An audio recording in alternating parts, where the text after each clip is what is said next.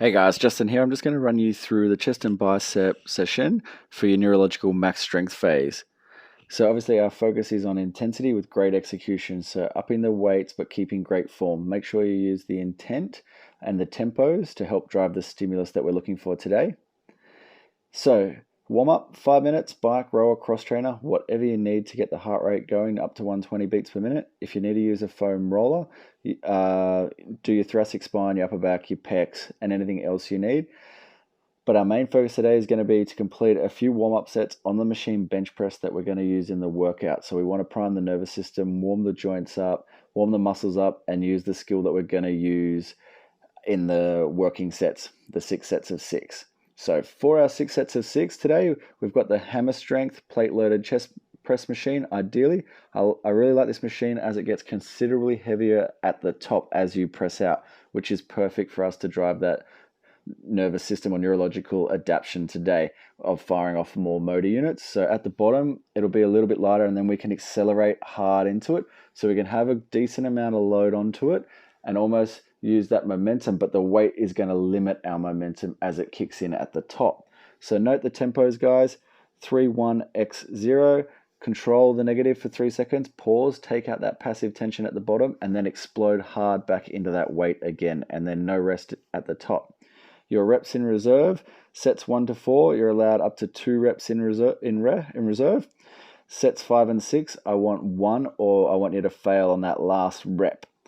Now you're going to rest 2 to 3 minutes in between sets. Remember, guys, maximal contractions need complete rest periods.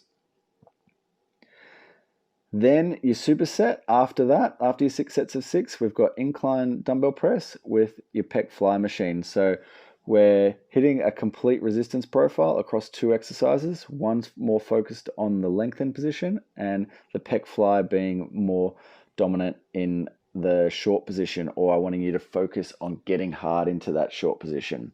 So for your dumbbell press, focus on the tempo, the reps in reserve, and your rest periods again.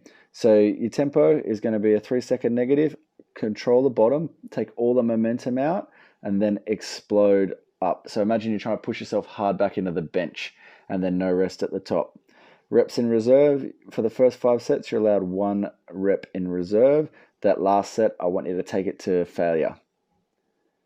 Then for your PEC Fly, same tempo, 3-second negative, 1-second pause, and then on the initiation, the contraction is an explode, X for explode.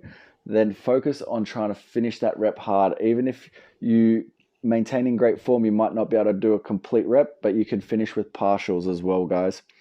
Reps in reserve, same again. First 5 sets, you're allowed 1 rep in reserve. Set 6, I want you to take it to fail, and then use your 2-minute rest period. Then we've got 6 sets of 6 on the costal cable fly. So control your negative, focus on initiating the movement with the pec as you drive the upper arm across your pec, or try and drive your bicep into your pec and drive your elbows across, getting that gap between your upper arm and your chest nice and tight. Your tempo here is 3, control the bottom, explode out, 0-second rest at the top. Reps in reserve, first 5 sets, you're allowed 1 rep in reserve. Set 6, I want you to take it to fail, and then rest 2 minutes in between sets.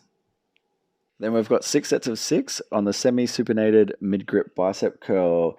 A fat grip's great if you have it. If not, just use an easy bar. Our intent is control the negative, focus on initiating the movement with the bicep curl, limit launching and using the hips from the bottom. Your tempo is going to be a 3-second down, control the bottom, don't launch, contract hard up for 1 second, and then 0-second rest at the top. Reps in reserve, make this a hard 6 sets of 6, like ideally 1 rep or no reps in reserve each set, and then at least take 1 of these sets to failure, and then use 90 seconds to 2 minutes for rest. With the alternatives, guys, I've listed these alternatives. Just make sure you're not doing a dumbbell preacher curl from the regular side, as that'll bias the lengthened position too much, where we're trying to have a resistance profile with the least amount of like dead spots in it. So with a dumbbell preacher curl, it's quite heavy at that beginning when you're at full extension of the elbow, and then it drops off. So it'll have a bigger dead spot as we go through, but it'll be really, really heavy in the stretch position, and it won't help us fire off as many motor units. So it's good for mechanical damage, but not good for this programming. So any questions, post in the Facebook group or send me a message on WhatsApp.